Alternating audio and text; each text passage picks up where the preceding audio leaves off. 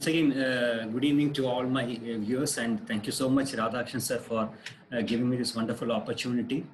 And it's a great honor and privilege to be talking to you this evening. As you may remember, over the last 2-3 weeks, I have come over this platform twice. One was for discussing about rectal cancers, and the second one was for gastric cancers. And I am happy to know that people have received it very well, and thank you for the response that I received over the my mail as well. So today I have been asked to speak on OG junction cancers, and I was a bit skeptical to choose OG junction cancers because one is that for a general surgery postgraduate, it is not an exam case because most of the time there won't be any clinical finding for an OG junction tumors. But for a surgical oncology postgraduate student or for a gastrointestinal MCH postgraduate student, OG junction tumor is a very important topic. But once you start practicing in your day-to-day life, you are likely to see these kind of tumors in large numbers. The second reason why I decided to choose OG junction tumors is that there are a lot of confusions, or so there are so many gray areas as far as managing OG junction tumor is concerned. But I'm a bit skeptical today because yesterday I heard Aravind Krishnamurthy setting the standards very high, speaking about esophageal cancers. He's very senior to me, and it's very difficult to match up to his standards. So I think I will try to do my best as far as OG junction tumors is concerned.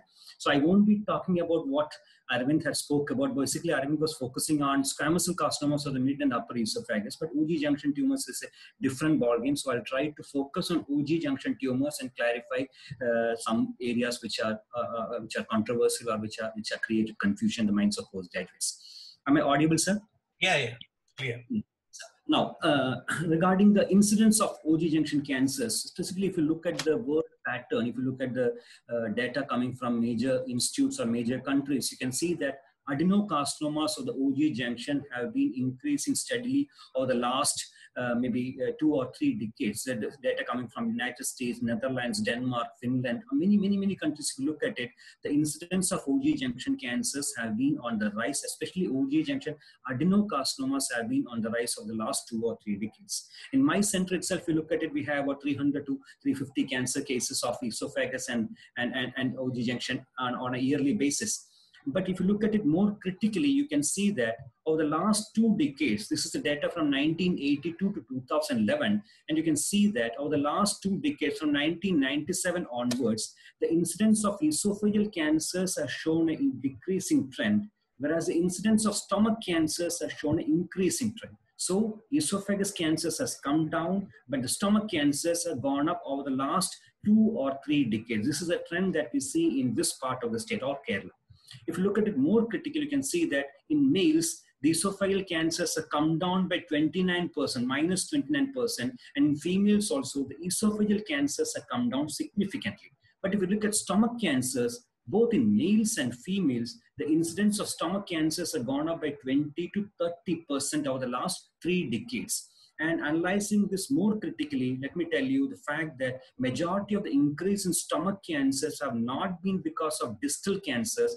This increase of 20 to 30% of stomach cancers have been because of the increase in the incidence of OG junction adenocarcinomas. At least that is the trend that we're seeing in Kerala or my state as far as last 3 decades is concerned. So esophageal cancers have come down, or esophageal squamous cell cancers have come down by 20 to 30%. Stomach cancers have gone up by 20 to 25%, but the increase in incidence of stomach cancers are because of the increase in the incidence of adenocarcinomas of the OG junction. Hope I'm clear. Now, why I decided to focus on OG junction cancers is because it is some kind of a no man's land. From the picture, it is clear that a part of it is in the thorax, a part of it's in the junction, and a part of it's in the stomach. The second reason is that there is a concept of adenocarcinomas and squamous cell carcinomas, right? And again, as a result of this, there's always a confusion on how much margin should we give for an adenocarcinoma of the OG junction. Yesterday, I think there was a specific question from some viewer to Aravind Krishnamurthy regarding what should be the margins for an adenocarcinoma. What should be the extent of nodal dissection? Should your nodal dissection confine to the abdominal part? Or if you're going into thorax, what should be the extent of nodal dissection in the thorax? These are 2 areas of confusion.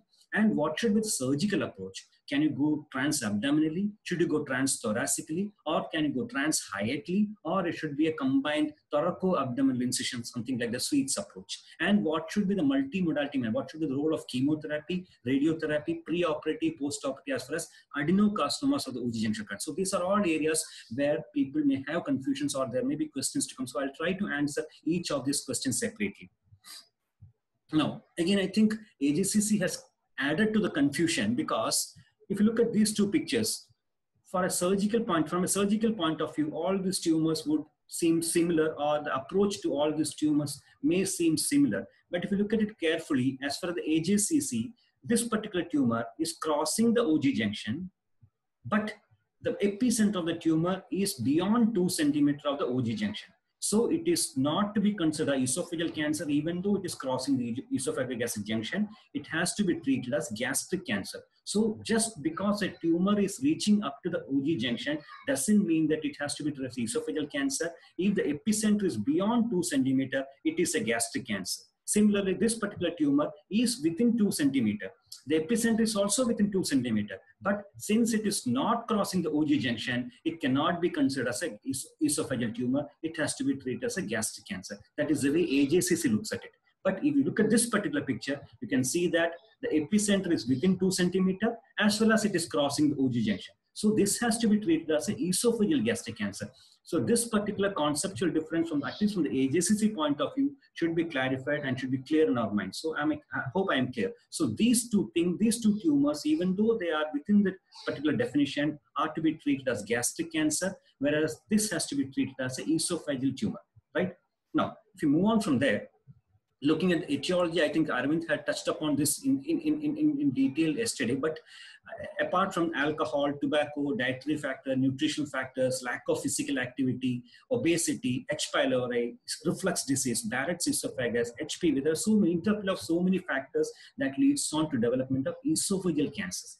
But if you look at esophageal adenocarcinomas or adenocarcinomas of the Auger junction, two factors need to be understood in detail. One is the role of H. pylori as far as Auger junction cancer is concerned, and the role of Barrett's esophagus in the development of Auger junction adenocarcinomas. So I'll touch upon only those two etiological factors.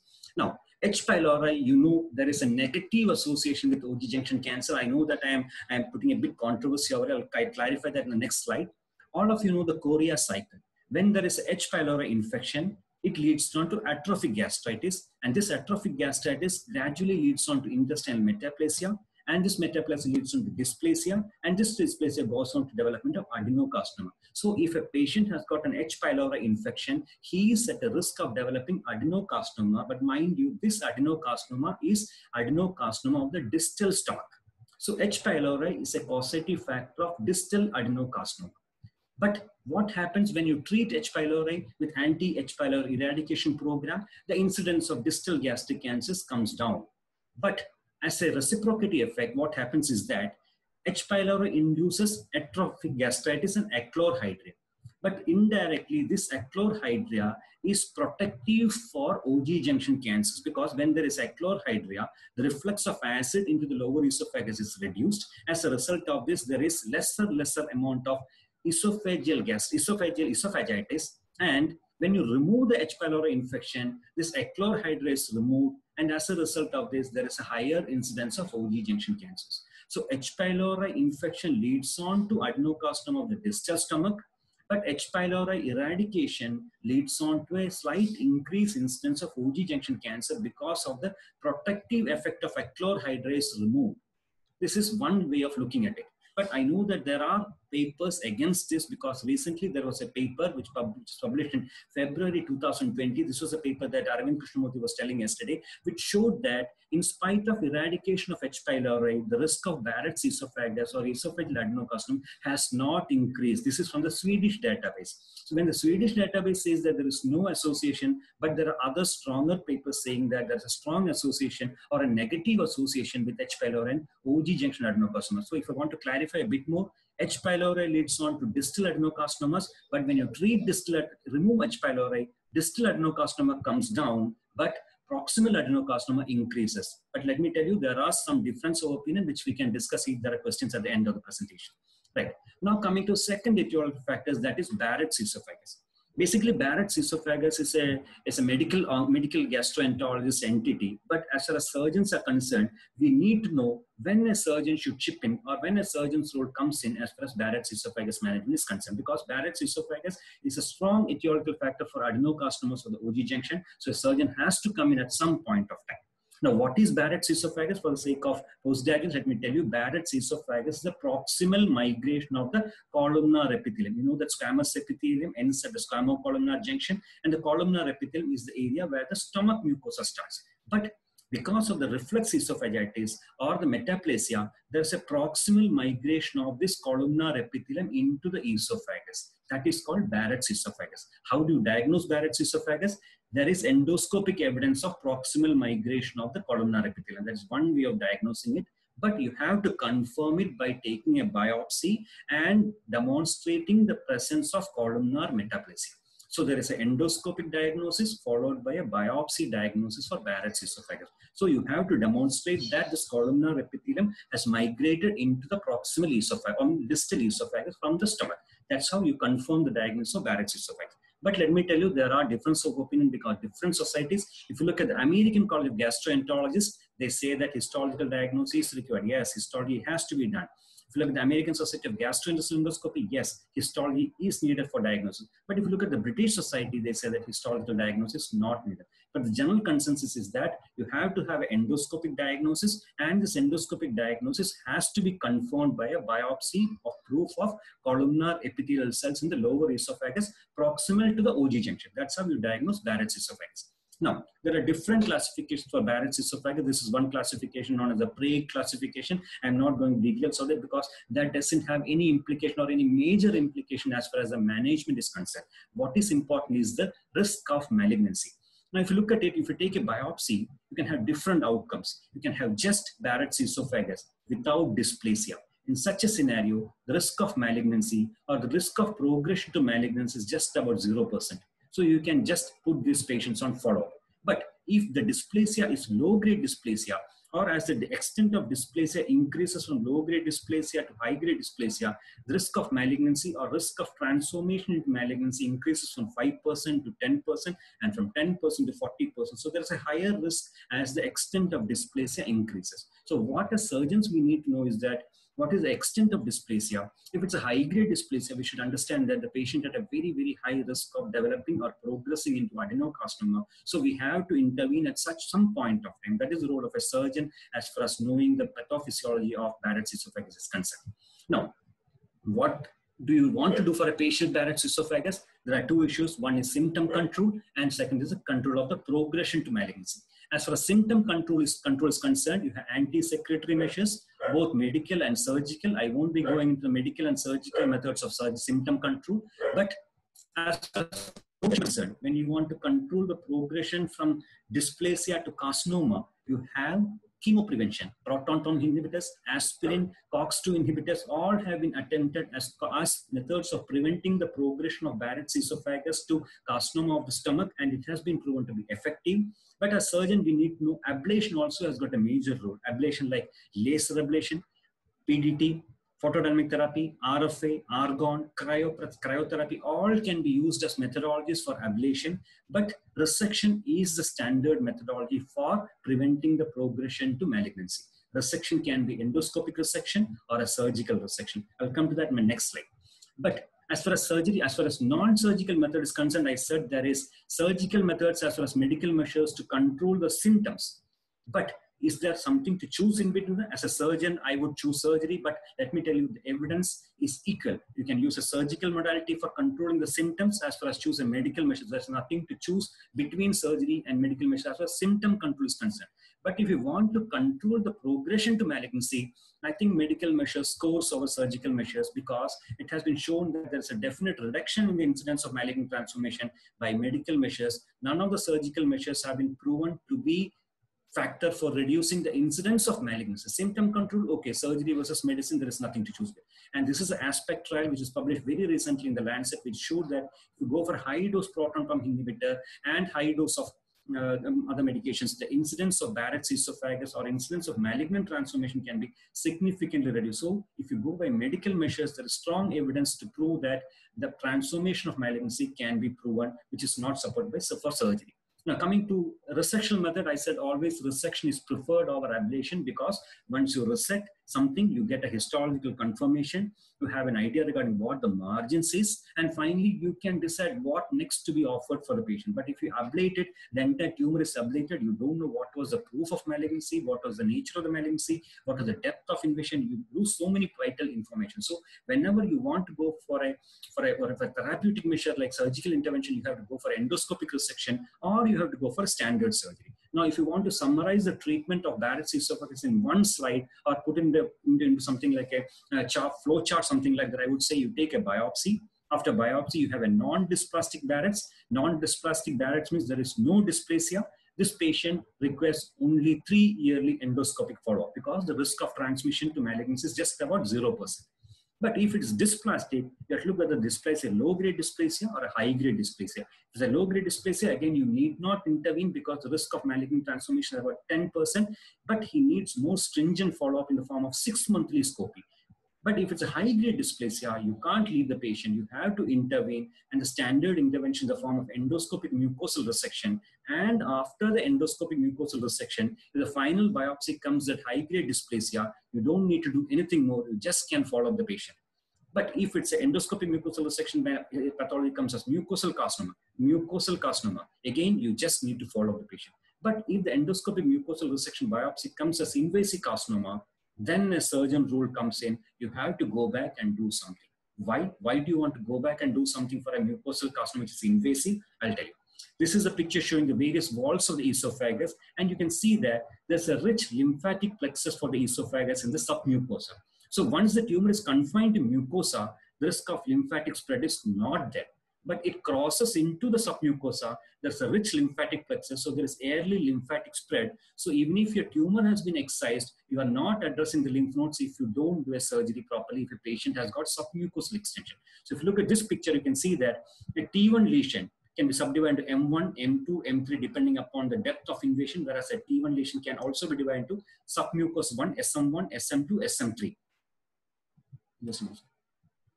Now, if you look at this incidence of nodal spread, you can see that for an M1 lesion or an M2 lesion, the incidence of lymph node spread is just about 0%.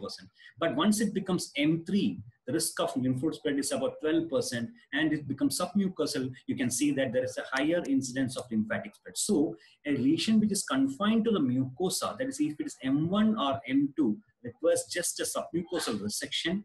But if it's a deeper tumor, a submucosal resection won't suffice because you have not addressed the lymph nodes. You have to go back and address the lymph nodes in the form of a formal surgical resection. That's it. So if a lesion is confined to M1 and M2, if it is well differentiated, if it is not depressed, and if it is less than 2 centimeters, a submucosal resection is what is needed. You don't need to go back and operate. But if the final HPR shows that it's M3 lesion, deeper invasion, or submucosal invasion, you need to understand that even if the margins are negative, you have to go back and do a surgery for the sake of the lymph node dissection. There comes the role of a surgeon. So in a Barrett's esophagus, early Barrett's with early malignancy can be left for endoscopic dissection. But if it's a submucosal extension is there, you have to go back and do a nodal dissection because the nodal spread increases to 20 to 25%. Hope I'm clear and I'm conveying the message that I actually wanted to convey. Now, again, coming back to say, that's why in an invasive carcinoma, you had to go back and do a surgery. Whereas if it's confined to the mucosa, you don't need to go back. A negative resection is what is needed. Then you can follow up the patient. Right. Now, let me go on to management of OG junction tumors. Before going to management of OG junction tumors, let us see what are the various subsites of esophagus. Now, again, you have a cervical esophagus starting from the cricopharyngeal junction to the thoracic inlet.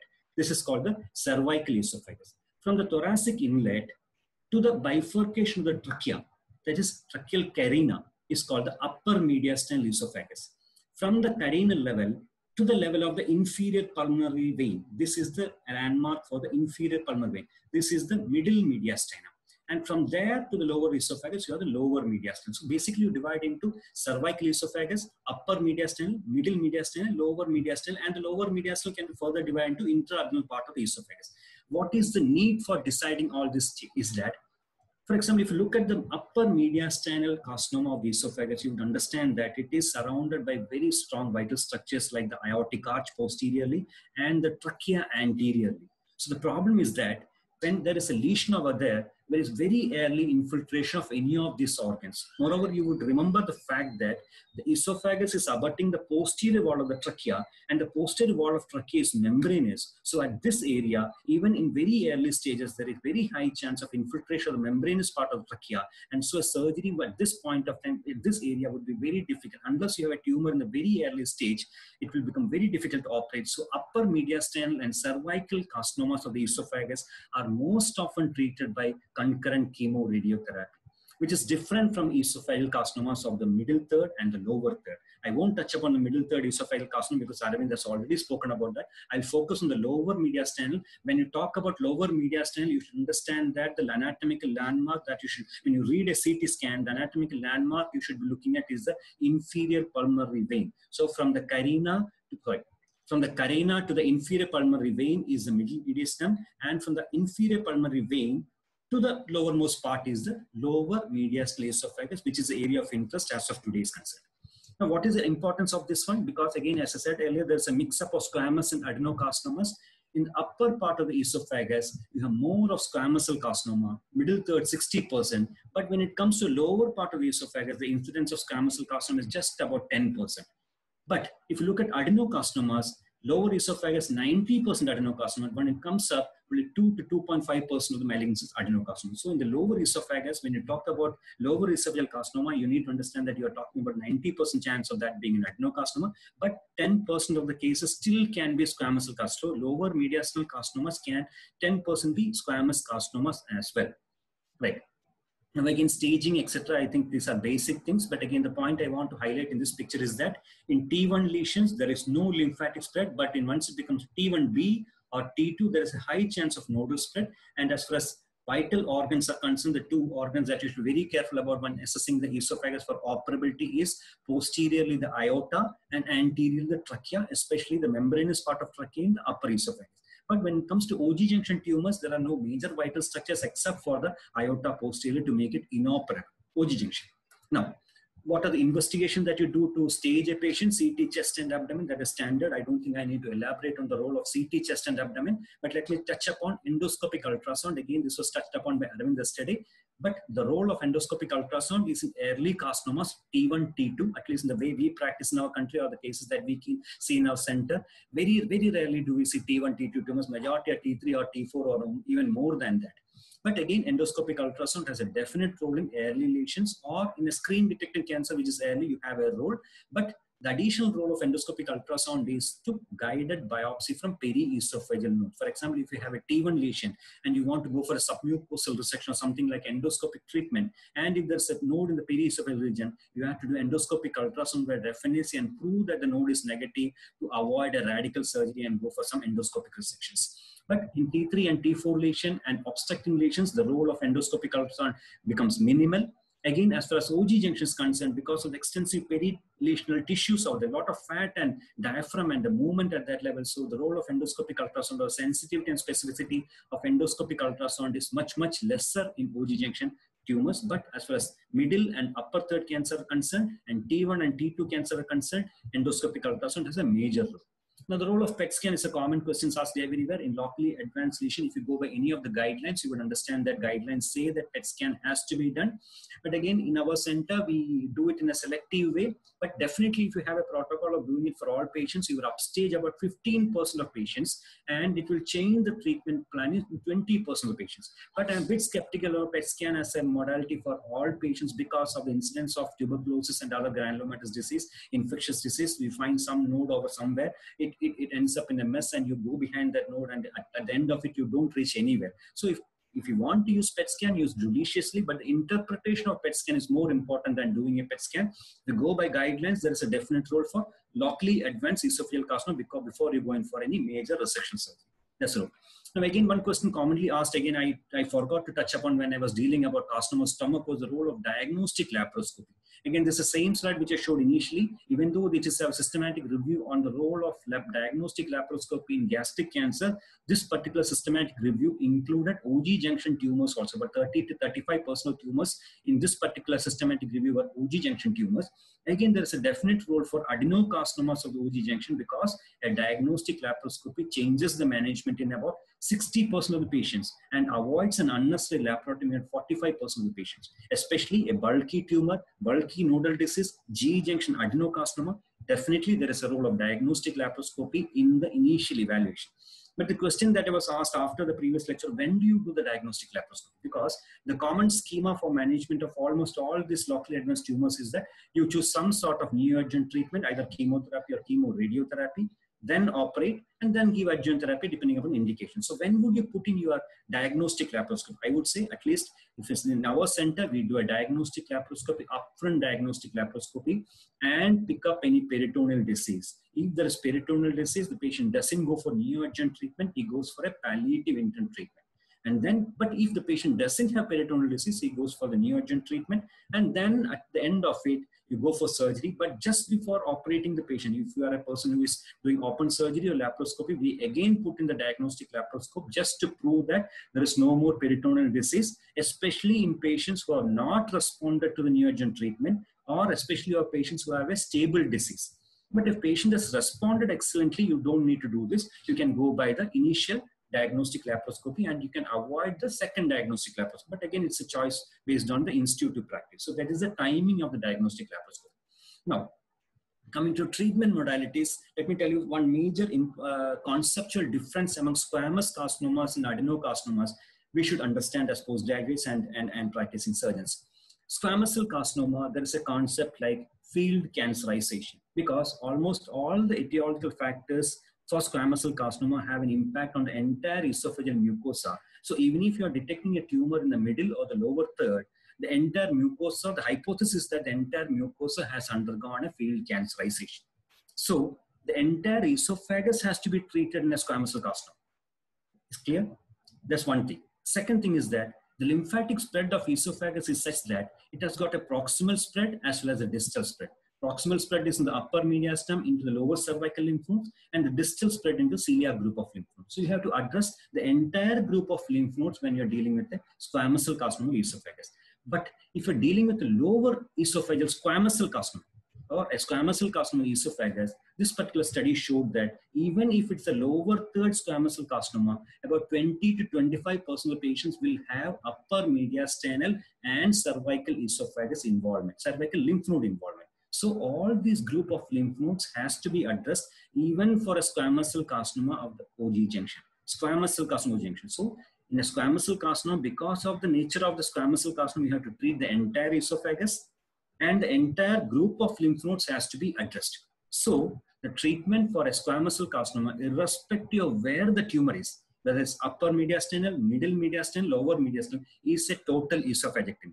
Total esophagectomy has to be done because the entire esophageal mucosa has been transformed because of field cancerization. The entire group of lymph nodes has to be addressed. So a total esophagectomy has to be done in a squamous cell carcinoma. So the entire esophagus is removed and it has to be replaced by a tube. And the commonest tube that we use is stomach tube. And the anastomosis is in the neck. For a squamous carcinoma, it has to be in the neck. And how do you do the surgery? You can choose between the transthoracic Machion surgery or a transhiatal surgery, depending upon your institute policy or your comfort level. I'll come to the difference between a Machion surgery and a transhiatal surgery later on. But standard surgery should be a total esophagectomy with a neck anastomosis in a squamous cell carcinoma. This basic concept all of us should understand, which is different from adenocarcinomas. In adenocarcinoma, what matters is adequate margin. You don't need to treat the entire esophagus. You don't need to do a total esophagectomy. Again, the nodal spread is also a bit different from what the nodal spread of squamous cell carcinoma is concerned. So the nodal dissection also has to be different from what you do in a squamous cell carcinoma. So these are the major difference for adenocarcinoma. What is the margin? Again, same as in adenocarcinoma of the stomach. You have to have a 3 to 5 centimeter distal and proximal margin for an adenocarcinoma of the OG junction.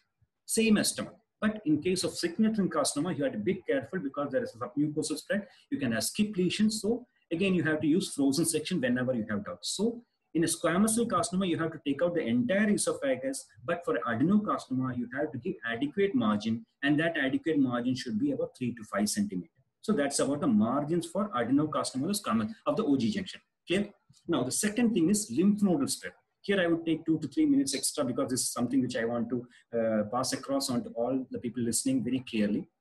It depends upon where the tumor is. Again, you know, this is a Sievert's classification. I don't want to explain that because that's, again, there are many textbook or any standard articles. Sievert's classification, type 1, type 2, and type 3. For example, this chart, for example, if there is a lesion in the type 3 area, okay, this particular lesion, this particular chart shows that most of the lymph nodal spread is into the abdominal part. If at all there is any lymphatic spread into the thorax, it is only in the lower paraesophageal. So in a lesion that is confined to type 3 area, you need to give a margin 3 to 5 centimeter and take out the lymph nodes, most of the lymph nodes in the abdominal area as for the lower esophageal. You don't need to go higher up as you do for a squamous cell carcinoma. But if the lesion is a type 2 lesion, again you can see that even in a type 2 lesion, majority of the lymph nodes are in the lower esophageal or in the abdominal part, left gastric, left lesser curvature, common hepatic, etc., etc. But there is a bit more increased incidence of periesophageal lymph nodes in the thorax, so about 5 to 2%. So you have to go a bit more higher up than you would do for a type 3 lesion. But when it comes to a type 1 lesion, when it comes to a pure type 1 lesion, higher up in the esophagus, you can see that 30 to 25 to 30% of the lymph nodes are higher up in the mediastinum. So here, at least for the sake of nodal clearance, you will have to go higher up and higher up. So if I'm clear, if I want to say once again, for a lesion which is confined to a type 3 area, you can get a margin over here and confine your lymph node dissection to the abdominal part because most of the lymph nodes are in the abdomen for a type 3 lesion. But if it happens to be a type 2 lesion, again, most of the lymph nodes are in the abdomen, but you have to go a bit more higher up. But when it comes to be a type 1 lesion, your lymph nodes, more of them are in the mediastinum, so you have to go really higher up, not only for the sake of margins, for the sake of clearance of the lymph nodes also. So this is the basic concept we need to understand as a difference between squamous cell carcinoma and adenocarcinomas of the OG junction. Hope I'm clear and able to convey what I actually want. So now coming to what should be the management of an adenocarcinoma, which is type 3. As explained earlier, you have to take out all the lymph nodes in the perigastric area, maybe a bit into the lower esophagus. So this would be a total gastrectomy. So for a type 3 adenocarcinoma, if you can give good margin of 3 to 5 centimeter and clear the perigastric lymph nodes along with the lower esophageal lymph nodes, you can end up doing a total gastrectomy, and a total gastrectomy for the esophageal anastomosis is the standard way. That is the standard management for a type 3 lesion. Now let me go to type 1 lesion. Type 1 lesion, again, as I said earlier, it's a higher lesion. For the sake of margins, you have to go higher up. Not only that, you have to clear all the nodes in the peritracheal or the at least till the subcaninial nodal clearance has to be done. You need not go higher up into the paratracheal lymph node, but at least the subcaninial lymph nodes have to be removed. So it has to be a choice between Ivor-Lewis surgery or a McKeown surgery. The difference between Ivor-Lewis and McKeown, I'll come later on. McKeown's is, as I said earlier, goes higher up into thorax, into the neck anastomosis, which is actually not needed for a adenocarcinoma of OG junction. You can do an intrathoracic anastomosis as you would do for Ivor-Lewis operation. Probably you should be comfortable doing an intrathoracic anastomosis, and you should keep your leak rates to bare minimum because an intrathoracic leak is a dreaded complication. So if you're comfortable doing intrathoracic anastomosis, an Ivor-Lewis surgery would suffice for an adenocarcinoma type 1.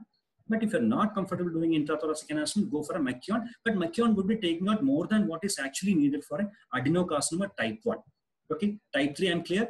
Type 2, 3 also. Now coming to type 2 lesion, this is the true area where there are confusions because it is in the borderline area. As I said earlier, for the sake of margins, you have to go a bit more higher up. And for the clearance of the nodes also, you would go higher up. So this can go both ways. Sometimes you may get away with a total gastrectomy with lower esophagectomy, but sometimes you'll have to go higher up. But the philosophy that I follow in our unit or our institute is that if at all there is a slightest doubt in your mind, please err on the side of being more into the esophagus rather than compromise on the margins and the nodal clearance. So for a type 2 lesion, if it is very much confined to type 2, small lesion confined to type 2 area, we would restrict for a transabdominal with a lower esophagus. But every other patient type 2, we would err on the side of going into the esophagus by doing an Ivor-Lewis or a McKeown surgery. That is the standard protocol. So if I want to summarize the surgical modalities for all squamous cell carcinomas, the ideal modality is a McKeown surgery where you take out the entire esophagus and anastomose in the neck. But as an alternative, you can go for transhiatal, where again you take out the entire esophagus and do the anastomosis in the neck. But McKeown is a standard procedure. For adenocarcinoma type 1, it is Ivor Lewis. You can do an intrathoracic anastomosis, but if you're not comfortable doing intrathoracic anastomosis, go higher up in the neck and do a McKeown surgery. Adenocarcinoma type 2, you can go both ways. Again, it's a on-table decision, but err on the side of going into esophagus. Adenocarcinoma type 3, it is total gastrectomy. So this would summarize the various surgical approaches, giving adequate margins as well as adequate nodal clearance for various type 1, type 2, and type 3 adenocarcinomas. Right? Now, just for the sake of explaining for the postgraduates, let me tell you, this is the classical transhiatal approach, or the Oringer surgery, where you have abdominal incision and a neck incision. Some sort of a bit of blunt dissection, but the actual Oringer's technique is not a blunt dissection. It's actual visualization and mobilization with blunt dissection. But some part of it may turn out to a blind dissection. That is why it is considered to be oncologically an unsafe procedure, because you don't get that much of nodal clearance or nodal yield when you do a transhiatal surgery. But the concerns for doing transhiatal was that the reduced incidence of pulmonary toxicity or post-operative pulmonary complications. So this is the classical transhiatal surgery where you take in the neck and anastomosis. But there is a Hulscher trial, a randomized control trial, which proved that in type 1 and type 2 adenocarcinoma, transthoracic esophageectomy is superior to transhiatal esophageectomy as far as nodal clearance is concerned and oncological outcomes are concerned. That is, survival was better for transthoracic esophageectomy. But let me tell you, Oringer has got a huge series of patients treated with transhiatal esophageectomy with equal survival. But most of the patients who were treated under Oringer series were node negative patients. But so for a node negative early esophageal lesion, a transhiatal may be a safe approach. But if it's a node positive disease, advanced disease, transhiatal is not accessible, not the treatment of it. It should be transthoracic for the sake of margins and for the sake of adequate nodal clearance. But with the advent of minimally invasive surgery, I think Oringer surgery or transhiatal surgery gone out of picture except for very rare situations. Now, what is McKeown surgery? McKeown surgery is a 3-stage surgery. You have a thoracic component, an abdominal component, and a neck component. You go through the thorax, mobilize the entire thoracic esophagus either by minimally invasive technique or open technique, and then you turn the patient in supine position and do abdominal surgery and neck surgery and take up the stomach tube into the neck and anastomosis in the neck. That is a McKeown. So all this can be done by open surgery or minimally invasive except for neck anastomosis, which we have to do by open technique. So the anastomosis is high up in the neck. And this is a classical Ivor Lewis surgery where you first mobilize the abdominal part and then turn the patient into the lateral position and do the thoracoscopic or open procedure, whatever. But the anastomosis is in the thorax. There is a difference between McKeown and Ivor Lewis. Ivor Lewis is a 2-stage procedure. McKeown is a 3-stage procedure. Now, there is another approach known as the thoracoabdominal approach, or the Sweets approach, which is just for the sake of academic interest, but this has gone out of practice in most centers because in this procedure, you're cutting through the diaphragm, and as a result of cutting through the diaphragm, there is a significant amount of diaphragmatic palsy in the post-operative period, leading on to pulmonary complications. And this was a randomized control trial looking into the role of left thoracoabdominal approach, and it showed that there is a significant increase in the pulmonary toxicity in the Sweets approach. So Sweets approach, I don't think any of the centers are practicing currently. Most of centers go for either the Ivor Lewis surgery or the McKeown surgery. Minimally invasive surgery would be the standard of care. Sweets approach out of question.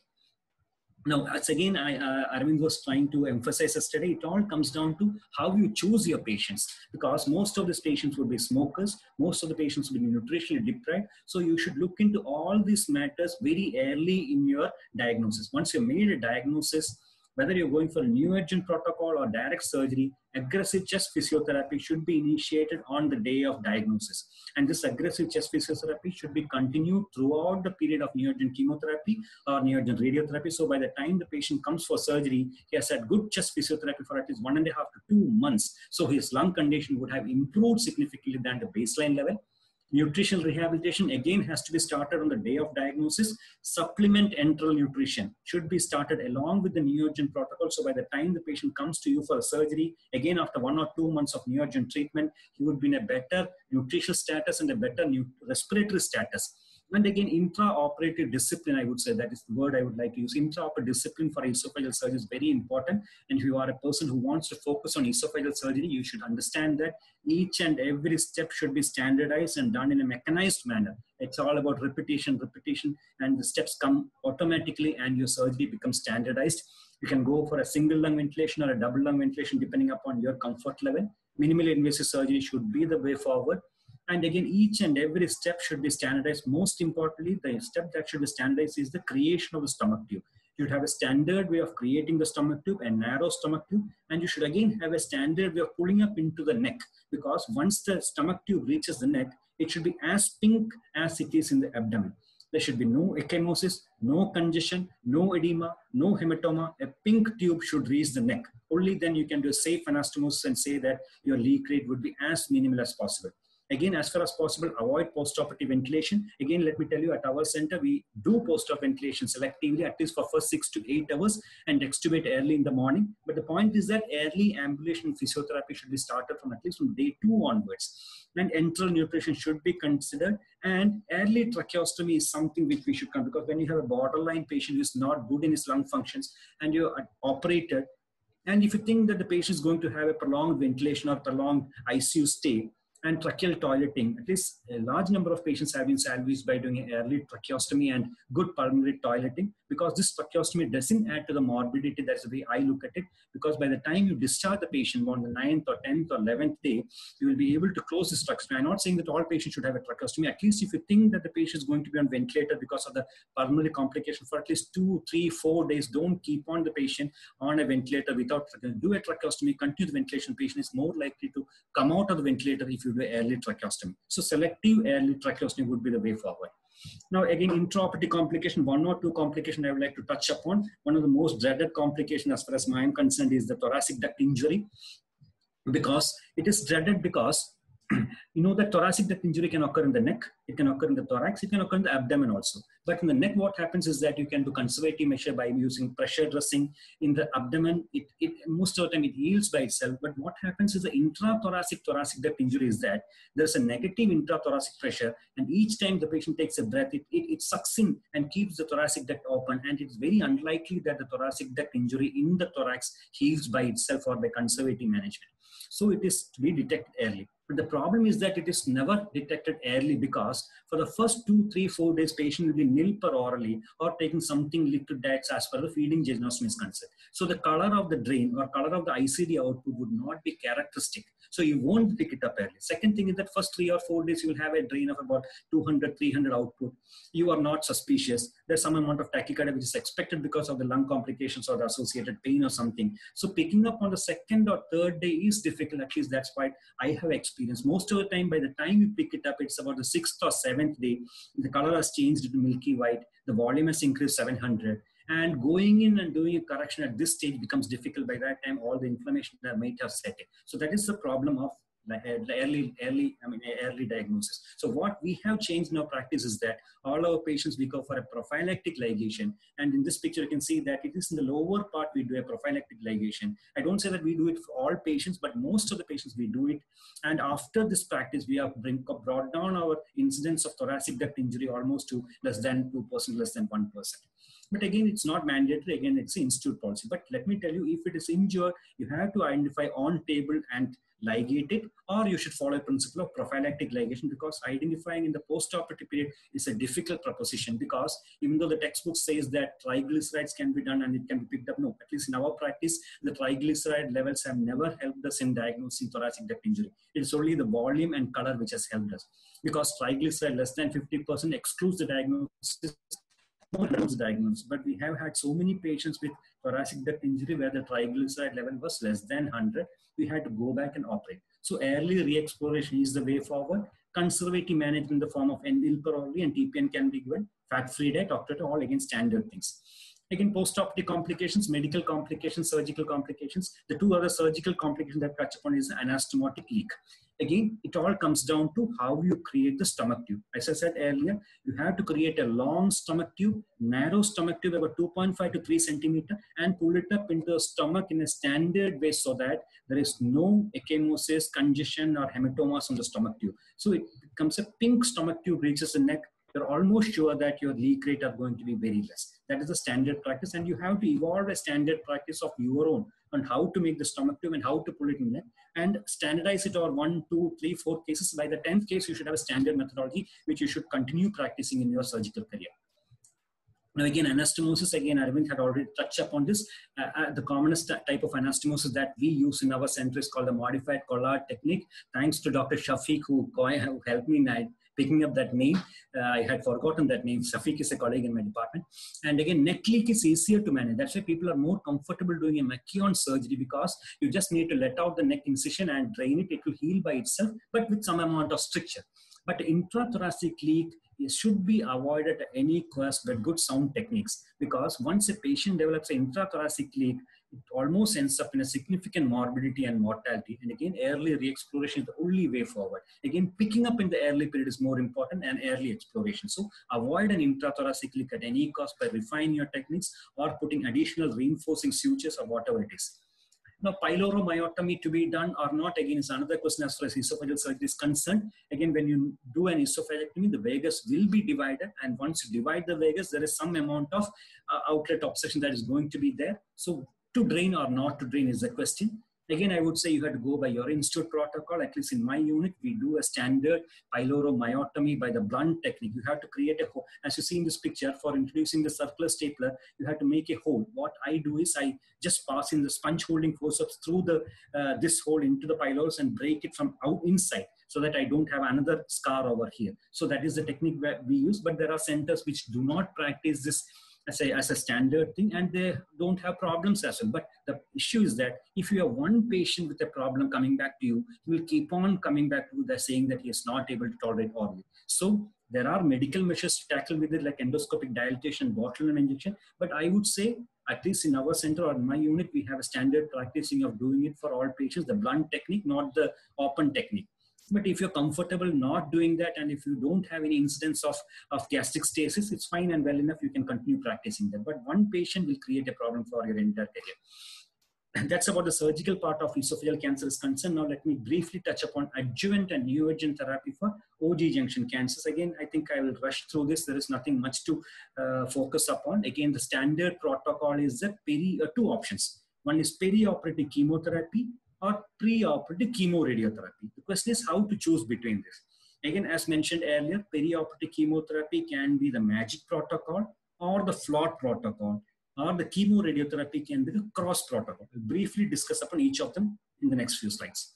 Again, the MAGIC trial, as said earlier, has been a game changer. It showed that there is 13% improvement in overall survival.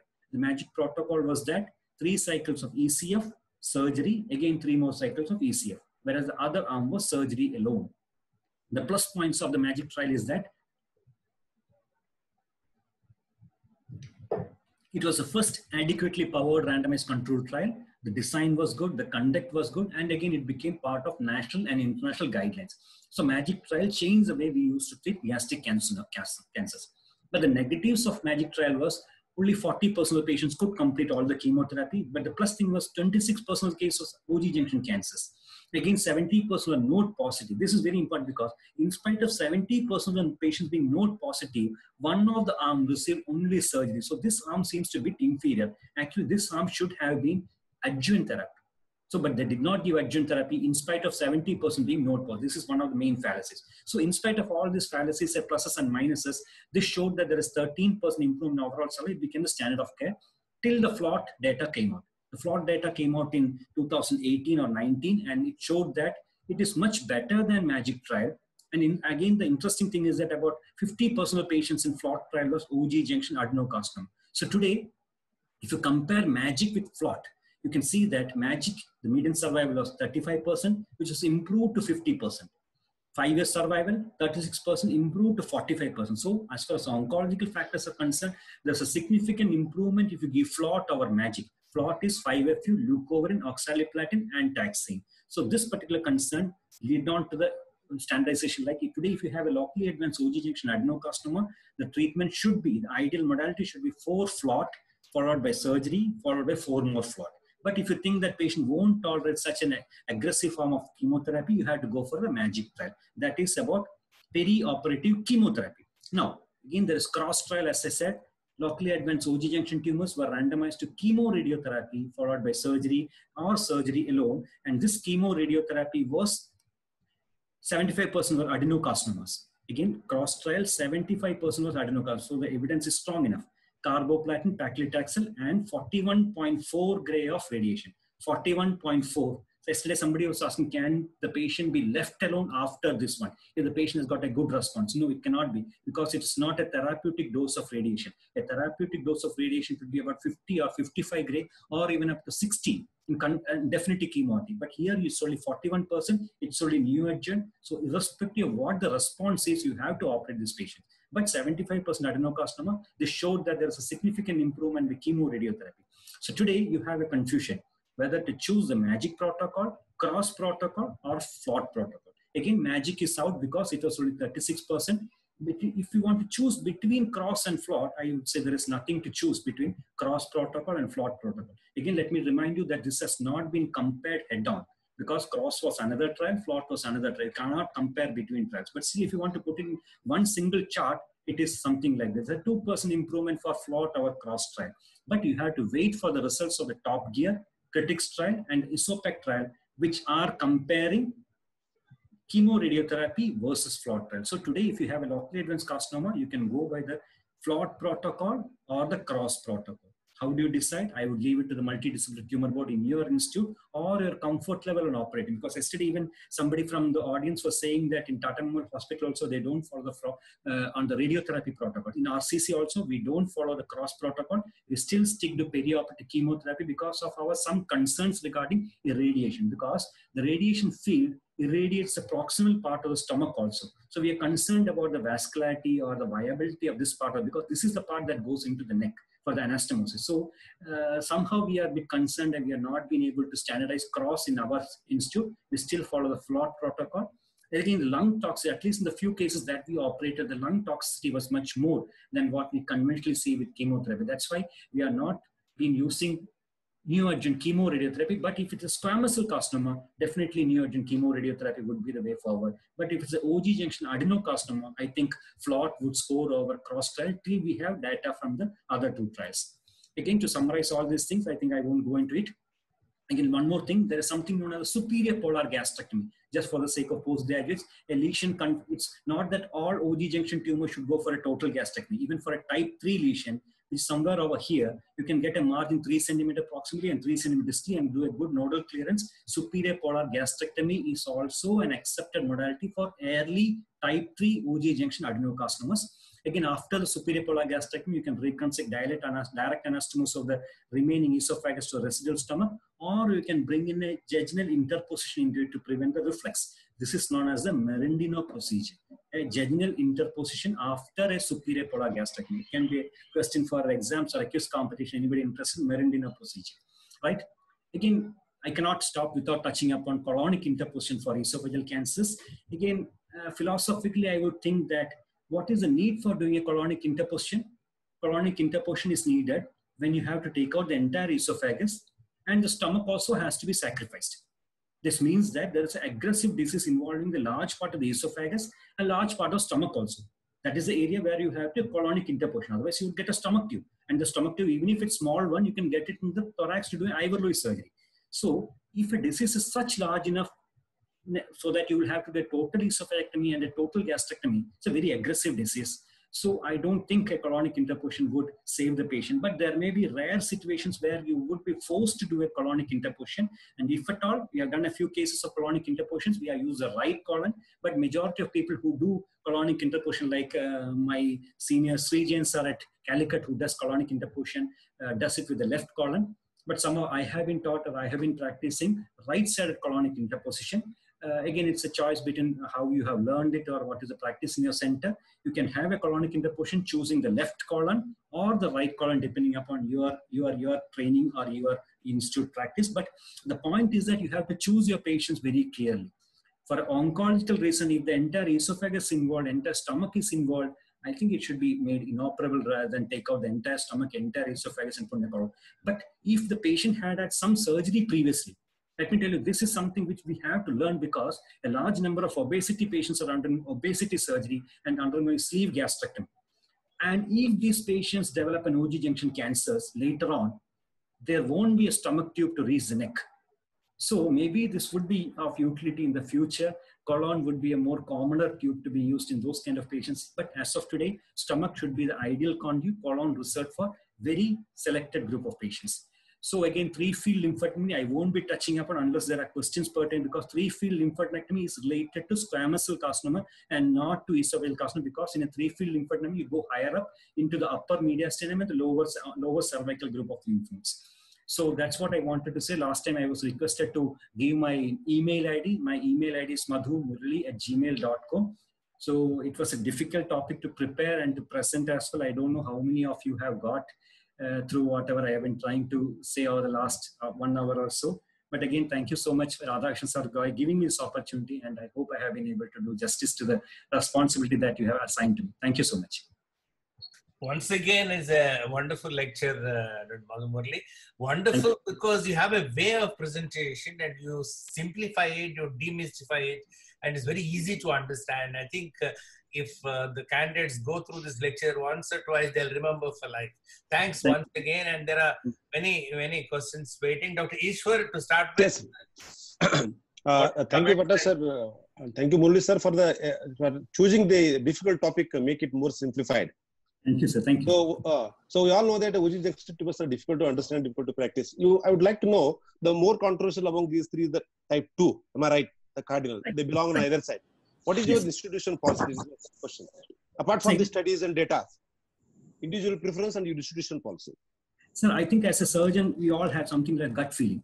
So when you look at a CT scan, when you look at the endoscopy, these are the two things based on which you decide on what should be the access for a type 2. I say, as you correctly said, type 2 is the controversial area. Type 1 go into thorax, type 3 be in the stomach.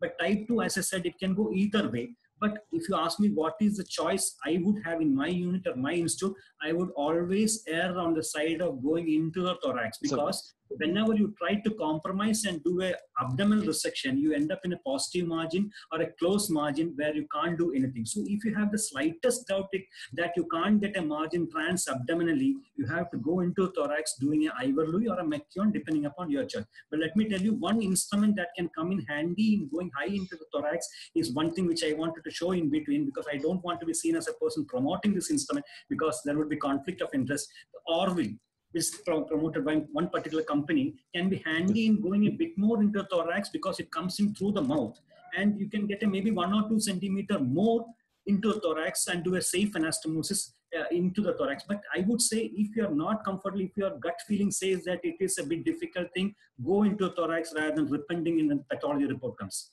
I would say go into thorax. Type 2. Yes. Regarding something about type 3, sir. So the total gastrectomy versus partial gastrectomy. So what is your institution protocol and how do you defend total gastrectomy over the partial gastrectomy? Sir, again, 2 things. Any oncology principles are 2. One is that you need to have margins. One is that you have to have nodal clearance. So if it's a very early lesion, type 3, without serosal involvement, your nodal clearance would be confined to station 1, station 2, station 3, station 4, and your stations like 7, 8, 9. You need not clear 1, 2, 3, 4, 1, 2, 3, 4, 5 and 6. So if you see that based on the nature of the location of the tumor, 5 and 6 need not be cleared, you can leave behind the distal stomach and do a superior polar gastrectomy. So if there is serosal involvement, the chances of station 5 and station 6 being involvement is higher, go for a total gastrectomy. If the serosa is not involved, you can confine your dissection to adequate margin, 3 or 5 centimeter up and above, and take out station 1, station 2, station 3, 4, and the periceliac and the splenic and the hepatic node. So you will save the station 5 and 6. If you want to clear station 5 and 6, you have to go for a total gastrectomy. But the incidence of nodal pickup in 5 and 6 is very, very less as compared to the remaining area, no, sir? Definitely depends upon the serosal involvement or the depth of invasion and the grade of the tumor. Okay. So, okay, sir. Okay. Thank you very much, sir, for the clarification, for the excellent talk. Excellent talk, sir. Dr. Vijay Reddy. Sir, good evening, sir. Good evening. Excellent talk, sir. This is Dr. Jaipal from Amrita, sir. Sir, I have one doubt regarding the role of the length of the tumor. Because nowhere in TNMC, anywhere, they didn't mention about whether only the surgical implications are there. Suppose tumor is some 8 centimeters in the esophagus or 10 centimeters in the esophagus. Whether our surgery only changes, or it will impact the overall survival or further in prognosis also. You see, if you look at it, the size of the tumor, for example, any GI tumor you take, except for pancreas or the liver, the size of the colonic tumor or size of the rectal tumor or the size of the, what you say, like the esophageal tumor or gastric tumor doesn't matter. It is the depth of invasion. Why the depth of invasion is important is that, as you know, as the depth increases, the chance of serosal invasion, peritoneal deposit, or even the lymphatic spread changes. So it's not, for a surgeon, the length may be important to plan his surgery. But Yes, as far as prognostication is concerned, or as far as the nodal spread is concerned, it is the depth of invasion that is important. That is why AJCC sticks to depth of invasion rather than bringing in size of the tumor into their criteria. T in GI is about the depth of invasion, not the size of the tumor. That is the concept. Sir, one more small doubt, sir. Sir, in the T1 staging, the T in situ means it is in the epithelium and not crossing the basement membrane. Okay. That is in the esophagus. But why it in the colonic cancers, it was given like T in situ is into the mucosa, and submucosa they call it as T2. There is some difference between the colonic and esophagogastric tumors, sir. Why the difference, sir? What is why? Boss, let me apologize. Do one thing. You have an email ID. Can you put this question into my email ID? I need to go back and read. There are some pages was this difficult question. So I need to, before giving any answer, I'll have to be clear about what I need. So I don't think I'll be able to answer a question.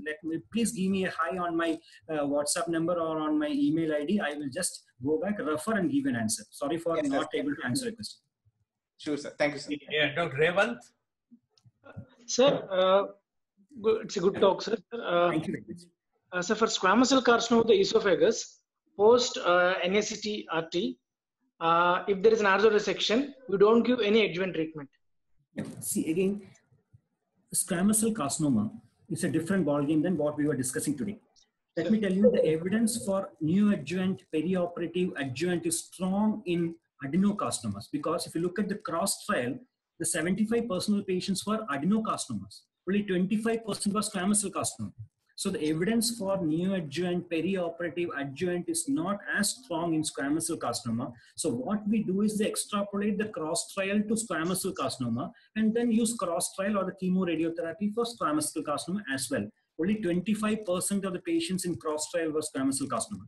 So, but we have extrapolated the data for squamous also, because when comparing squamous and adeno, cross trial worked better in squamous cell carcinoma than adenocarcinoma. Survival was better, or the control was better. Pathological response was better in squamous carcinoma.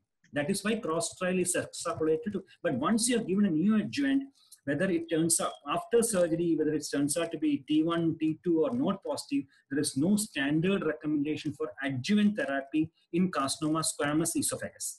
So taking this into account, are there any rule of taking like this many number of lymph nodes should be removed if the number of lymph more than nodes 50.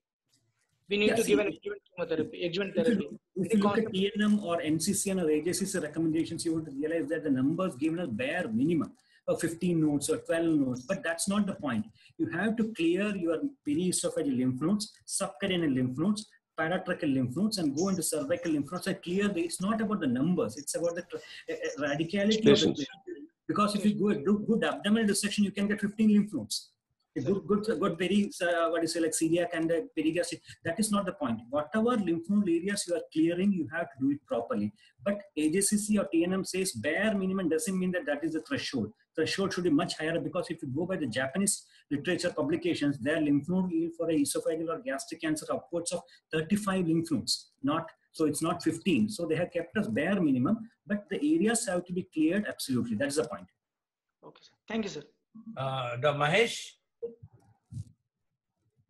Mahesh, what's your question? Yes, sir. Sir, excellent lecture, sir. Thank you so much. Sir, my question is, how often do you use intraoperative endoscopy in deciding the proximal division? And I think since we are sticking to adenocarcinoma surgeons, let me tell you, in type 1, there is no need for endoscopy. Type 3, there is no need for endoscopy. Type 2, because of the comorbidities of the patient or because of the pulmonary status of the patient, you don't want to go into thorax and you want to confine yourself to the abdomen, and you're not sure about the proximal margin, or if the patient has responded excellently and you can't palpate the upper marginal tumor, then you may have to do an on-table endoscopy before you fire your stapler for the proximal margin. That is one area where you see intraoperative endoscopy. And again, in such cases, if you have any doubt regarding margin, you have to send for frozen section. So in on-table endoscopy, when you want to confirm your margin, or in cases where the patient has had a good response for the neoadjuvant therapy, you may have to do on-table endoscopy to decide your proximal margin. Is that what you are asking for? Yes, sir. Yes, sir. Thank you so much, sir. Dr. Surendran? Yeah, good evening, sir. It was a nice talk. Good evening. Do you do diagnostic laparoscopy in all cases? And do you do a peritoneal lavage during the time, like what we do for CS stomach? I think I will be able to give you an answer to that maybe after 1 year, because currently we are running a randomized controlled trial in our center. As of now, one arm of the patients are going for diagnostic laparoscopy. As I said I think in one of my initial slides, we do a diagnostic laparoscopy at this point of time. All locally advanced esophageal cancers or OG junction cancers go for a diagnostic laparoscopy and peritoneal wash. Then we look for peritoneal disease and take biopsy, and we are doing a peritoneal wash also. But if the peritoneal disease is positive, we are not taking it for a definitive procedure, we're going for palliative. But we are not changing the protocol as per the peritoneal lavage cytology is concerned. We're just looking at the prognostic value of that. But we are changing the management if the peritoneal disease or deposits, subdiaphragmatic deposit, omental deposit. We are taking a biopsy, positive, palliative. But we are not changing our management based on the peritoneal lavage cytology, because we don't have strong evidence to avoid a radical treatment in those patients. Maybe I'll be able to give an answer to the role of peritoneal wash positivity after the publication, after the final outcomes are there for analysis. But this is the timing of the peritoneal lavage or peritoneal cytology or diagnostic laparoscopy. Thank you, sir. Yeah, there's, the next person is iPhone person. I don't know the name. What's the question? Yeah. Hello. Okay. Sir, for type 3 tumors, what should be the standard of lymphadenectomy? Is it standard T2? Yes. See, whatever, whether it's type 1 or type 2 or type 3, the abdominal part of lymphadenectomy should be the standard template-based D2 dissection. Except for one situation which one of the sirs asked me initially, you can avoid dissecting 5 and 6 just for the sake of doing a superior polar gastrectomy in early cancers, because the incidence of 5 and 6 is less. Otherwise, a standard D2 dissection including 1, 2, 3, 4, 5, 6, 7, 8, 9, 10, 10 is 10. Okay, 10 has to be included. And 11. So all the lymph node dissection, the abdominal part for adenocarcinoma of the OG junction type 3 is same as you would do for any gastric cancer, except for serosa non-involving proximal stomach lesions where you want to do a superior polar gastrectomy. Am I clear? Yeah. Yes, sir. Thank you, sir. Aditya, your question? Yes, sir. Good evening, sir. Okay. Sir, I have two queries, sir, regarding role of frozen section for the proximal margin, sir. Okay. Type 2 or type 1. And other doubt is whether there is any role in resecting 16A2 lateral lymph nodes in type 2 or type 3 CVOT tumors, sir. I need this clarification. Yeah. First question I was clear. Second question will come. I am not. Can you repeat the second question? Sir, regarding any role of resecting 16A2 lateral lymph nodes in CVOT type 2 or type 3 tumors, sir. Okay. See, regarding frozen section, I don't think there is any confusions. Whenever you have a doubt regarding the proximal margin, and that would arise when you want to do a transabdominal surgery or a total gastrectomy, if you have any doubt in your mind regarding the proximal margin, especially if the histology diagnosis sigmoid cell carcinoma, please do a on-table frozen section, because once it comes as positive in the post-operative period, you cannot go back and revise your surgery, because it's a total gastrectomy or an esophageal gastric, there's nothing.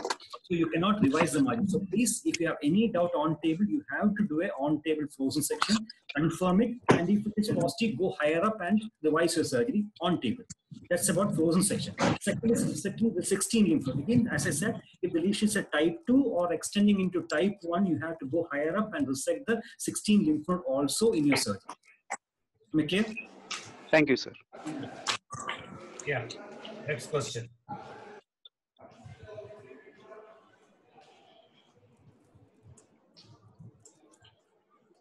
Hello?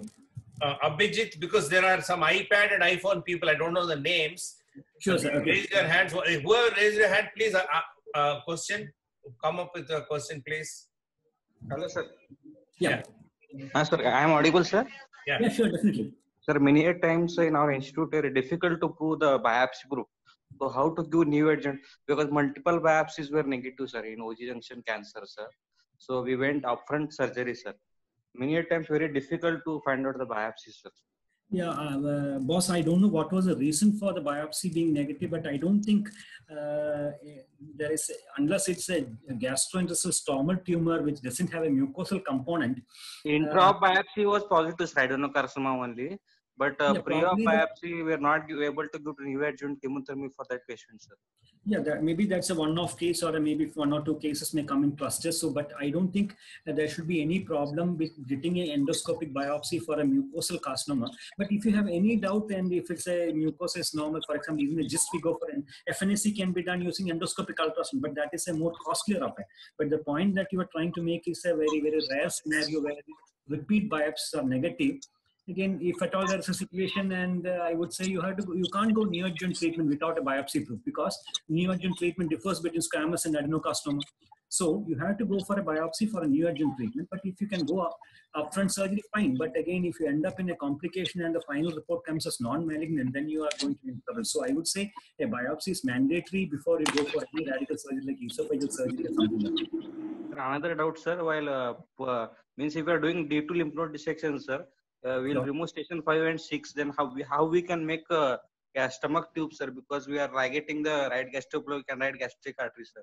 In that case, that's what I said. A D2 dissection, the abdominal part is needed for a type 3 lesion involving the serosum, right? But for a type 2 and a type 1 lesion, you don't need to take out station 5 and station 6. So the involvement of station 5 and station 6 is only in type 3 lesions. And all these type 3 lesions have to have a proper lymph node dissection D2 by removing 5 and 6. That is why you need to go for a total gastrectomy in type 3 lesion. But when it comes to type 2 and type 1, the chances of involvement or the incidence of 5 and 6 is less than 2% or less than 1%. So these lymph nodes need not be removed or cannot be removed, because you need to have a stomach tube. But if, for example, if you have a type 1 or type 2 lesion with a big node over there, then you are in trouble. That is one probable area where a colonic tube has to be used. Or you have to do something to preserve the vessels and take out the lymph node. It's a difficult proposition. So I would say type 1 and type 2, you need not go for 5 and 6 resection. Type 3, you have to go for 5 and 6 resection. Thank you, sir. Dr. Fahad, what is your question? Good evening, sir. Yeah, good evening. Excellent talk as usual, sir. Sir, I have 2 questions, sir. Practically, sir, FLOT, how, even though you showed that the toxicity of FLOT and the other regimen are similar, practically do we see that some who go in for FLOT do not make it to surgery or do not make it to adjuvant part? And practically in the FLOT trial also, I think the number of people making it to the adjuvant were less. Right. Let me answer that very clearly, because FLOT trial data came out when maybe a year and a half back. But initially, even our own medical oncologists were a bit concerned on using FLOT for all patients. But what we did was we chose the best patients, maybe less than 60 years of age, no comorbidities. We started them on FLOT trial, FLOT protocol. And we find that as in the trial situation where there is no difference in toxicity, there is no much difference in the tolerance to FLOT when compared to MAGIC trial. So we are currently, we might have recruited about 50 or 60 or even 70 patients onto FLOT trial. We have not had major problems because we are choosing only the best patients for FLOT protocol.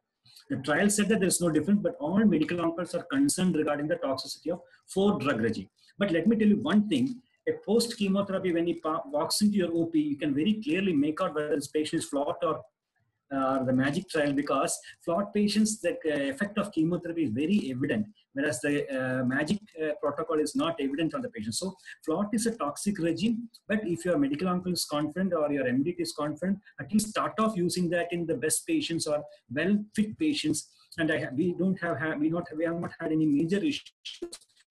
The improvement in survival of 10 to 15% of our MAGIC trial is very evident. And again, we are seeing that because once you put in FLOT protocol, the incidence of pathological complete response has increased significantly. So the tumor response is good for FLOT. The tolerance is also at least in the good risk patients. So I would suggest if you want to go on to FLOT trial in your institute, choose the better patients like 50-year-old, 60-year-old patients without much comorbidities. Try out, gain your experience, and then use it in other patients. That's the way I would suggest. We have used in significant number of patients without much problems. Am I audible? Dr. Santosh? Good evening, sir. Good evening. Sir, is there a role of transhiatal esophagectomy in OG junction tumors, sir, in node-negative tumors for adenocarcinoma type 1? Node-negative tumors. Let me tell you, the transhiatal esophagectomy became popular or was used by many surgeons because of the concerns regarding the pulmonary toxicity postoperatively, right? So what happened was that the person who popularized the concept was Oringer. The Oringer series, if you look at it very critically, you would realize that most of the patients had node-negative tumors, and one of his criteria for not doing was node positivity. Any node positive patients, he used to go transthoracically. So if you do an early carcinoma without node positivity, maybe it is an option. But let me tell you one more thing. Once you have started doing good preoperative physiotherapy optimization, pulmonary optimization, and you utilized minimally invasive technique and reduced your operative time in the thorax, I don't think there is significant amount of pulmonary toxicity even for a transthoracic or transthoracic minimally invasive esophagectomy. So if you can improve your pulmonary toileting, physiotherapy, optimize the patient properly, I would think you should be erring on the side of doing a transthoracic procedure, that too in a thoracoscopic way, rather than going for a suboptimal surgery or oncologically inferior surgery just for the sake of preventing the pulmonary toxicity. Moreover, intensive care has improved significantly because you are more focused on post-operative care, perioperative care, pain management post-operatively, and also pulmonary toileting, bronchoscopic lavages. So if you do it aggressively, you can significantly bring down your pulmonary toxicity, because pulmonary toxicity was the reason why you wanted to go for a transhiatal.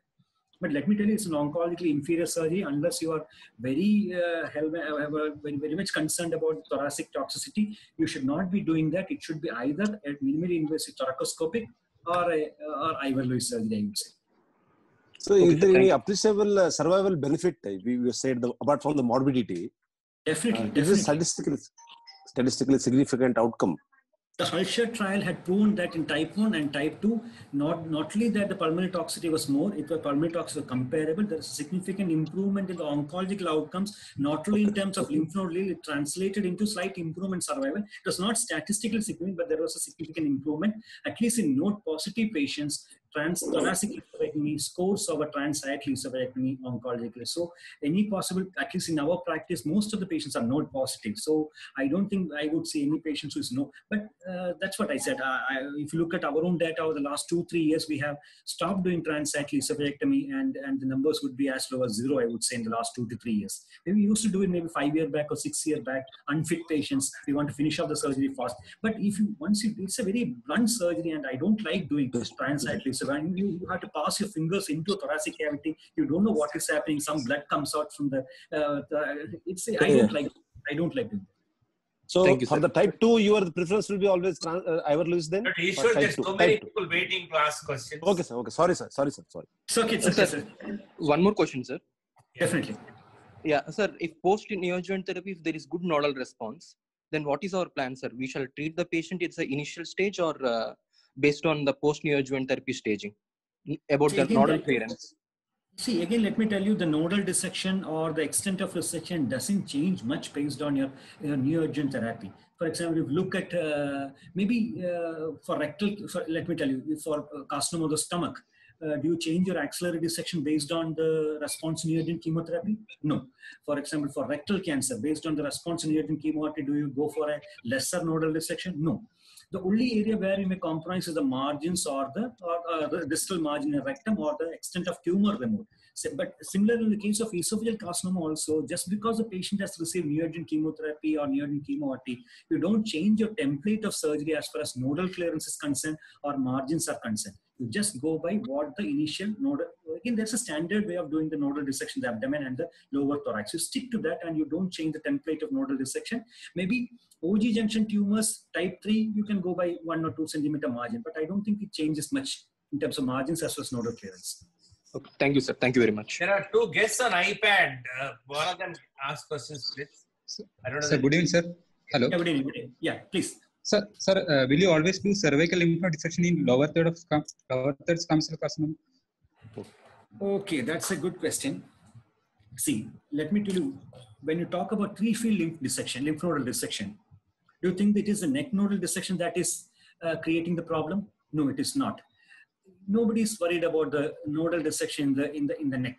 What you're concerned is the toxicity or the morbidity of the upper mediastinal lymph node dissection. You're talking about a squamous cell carcinoma. So this is the 3-field lymph node dissection. This is the what is a standard template. This is the extended template. This is the total template. If you look at this particular picture, you know that the left side is more difficult. This infracarinal dissection, there is no problem. Supracarinal dissection on the right side, again, it's possible. Supracarinal dissection on the left side, which is a bit blind, is the more difficult. Identifying the left recurrent laryngeal nerve and clearing the left side of trachea is more problematic. So cervical dissection is not a major problem. And if you have a policy of doing a 3-field dissection, you have to do or clear the infraomohyoid nodals in the neck. But the problem when doing a 3-field dissection is the supracarinal left-sided nodal dissection. That is the area where you end up in injuring the recurrent laryngeal nerve or creating injury to the vascular structure. So I would say 3-field dissection is not about the neck dissection. 3-field dissection, the problem is about the left-sided dissection or the extended supracarinal dissection. So if you ask me, will you do a cervical lymph node dissection as a standard? We don't do it even for lower thoracic esophageal squamous cell carcinoma. But if you go by evidence, or if you go by the Japanese literature, they say that even for that picture I had shown earlier, even for a lower third squamous cell carcinoma, about 10 to 15% of patients have a cervical lymph node. But I don't think we have had any problem with an isolated cervical recurrence there or not. But let me tell you, for the postgraduates to understand, when you talk about 3-field lymph node dissection, it is not the cervical nodal dissection that is creating confusion for the stress for the surgeon. It is the supracarinal left-sided dissection. That is the area where your skill sets has to improve, your anatomical knowledge has to improve, because it's a blind area. In the lateral portion, when you're dissecting, you can see the right side. You cannot see the posterior side. So that is the area where you have to improve your skills. That is the area you should be focusing. Left-sided supracarinal dissection. Thank you. Dr. Basant. Hello, good evening, sir. Sir, earlier in your talk, you said that you don't do Ivor-Lewis for a squamous cell carcinoma, sir. But if you get a margin of around 10 centimeters, sir, we do a high thoracic anastomosis, then an Ivor-Lewis, is it possible to do in a lower third or middle third squamous cell carcinoma, sir? Yeah, I take your point. The basic message I wanted to give was that in a squamous cell carcinoma, the entire esophagus has to be removed. But when I say that entire esophagus has to be removed, I accept the fact that you have to have 3 or 4 centimeters cervical esophagus to anastomosis. Even if it's a neck anastomosis, you need to have at least 1 or 3 or 4, at least 5 centimeters of the cervical esophagus to anastomosis with the stomach tube. So if you say that you can go high up in the thorax and do Ivor-Lewis in the intrathoracic anastomosis, fine, I'm okay with that. But generally, when you do Ivor-Lewis procedure, you do what you do is your anastomosis usually at the level of the carina. Right? So that is a classical Ivor-Lewis surgery with adenocarcinoma. But if you want to do a squamous cell carcinoma, do a high thoracic anastomosis, how would you do it? I have not done that, but how would you do the anastomosis in the high cervix mediastinum with the remnant esophagus with stomach to hand-sewn or stapler? Sir, we at AIIMS do not do Ivor-Lewis. I was just studying in the books. They have written they are doing Ivor-Lewis for even squamous cell carcinoma. Ivor-Lewis surgery is about intrathoracic anastomosis, which usually done by hand-sewn or circular stapler. Yes. For doing the circular stapler, you have to put a post-string suture on the proximal end. But as you go higher up in the thorax, in the upper mediastinum, putting a post-string at that point would be difficult, or you will have to have a very, very skilled surgeon to do that. So that is why in Ivor-Lewis, you restrict your anastomosis to the carinal level. And if you're comfortable doing at the carinal level, like maybe you are not doing Ivor-Lewis because of concerns regarding the leaks and the postoperative morbidity. Yes, because if you can do it high up in the neck, I'm okay with that. But technically, it would be very difficult, and maybe somebody who had tried it may explain it or help it out. Okay, sir. Thank you, sir. Aditya, what is your question?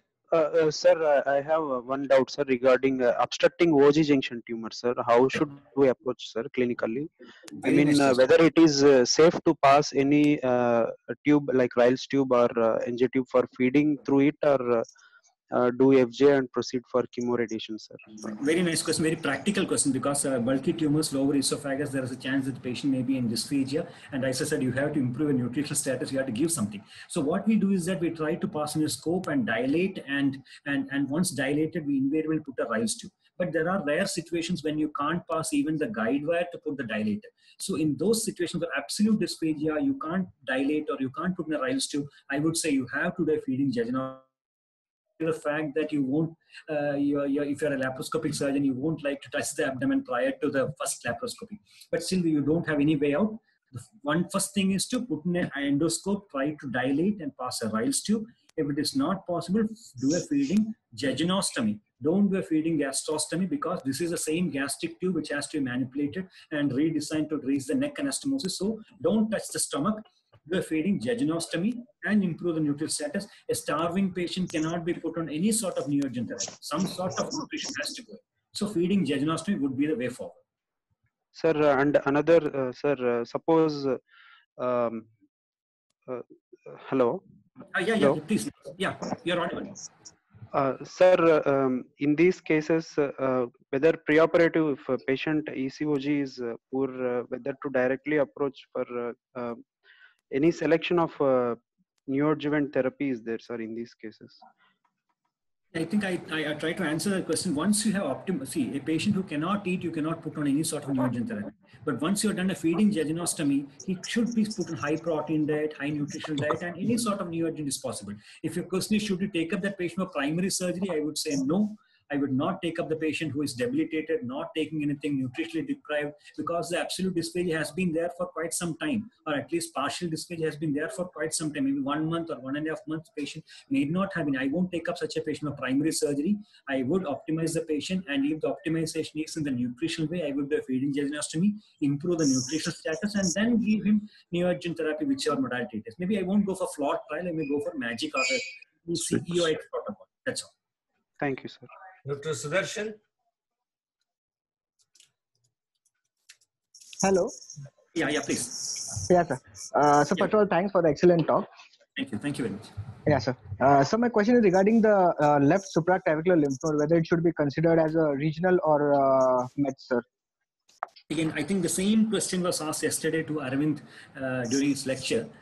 See, if you go by technicality or theory, it is a regional lymph node for squamous cell carcinoma, but not for adenocarcinoma. If you go by AJCC textbook, please understand that a lower esophageal adenocarcinoma, or for that matter, even if it's squamous cell carcinoma, if there's a palpable supraclavicular lymph node, even though the textbook says it is regional lymph node, it's not M1 disease, but as a surgeon or an oncologist, you should understand that's a bad disease. Very bad disease. Whatever you do neoadjuvant chemotherapy, radiotherapy, downstage, operate, do a 3-field dissection, the outcomes are not going to change much. Technically, it is not a M1 disease. Technically, it's a regional disease, but it is a bad disease. I don't think you would radically treat this patient with a supraclavicular lymph node positive clinically. No, thank you, sir. Thank you. So I think we'll end the discussion. There's so many others. There's a lot of questions in the chat room. There's a lot of questions in the Facebook. I think, but 1.5 hours is the maximum. I think we can tax Dr. Madhumurali. It's precious. It's a precious, because I get to read a lot, because your mail ID is there very much. So all these people can mail you. Maybe after some time you can go through the Facebook and answer there if there are. Sure. I will do that. I will definitely do that, because I get a lot to read these days, because now I have to prepare for 1 or 2 questions. I don't know the answers. I'll have to go back and start reading now. That colonic cancer question, TIS something, I'll have to read. Thank you so much for a wonderful lecture, sir. And thank you for giving me the opportunity. Thanks everyone.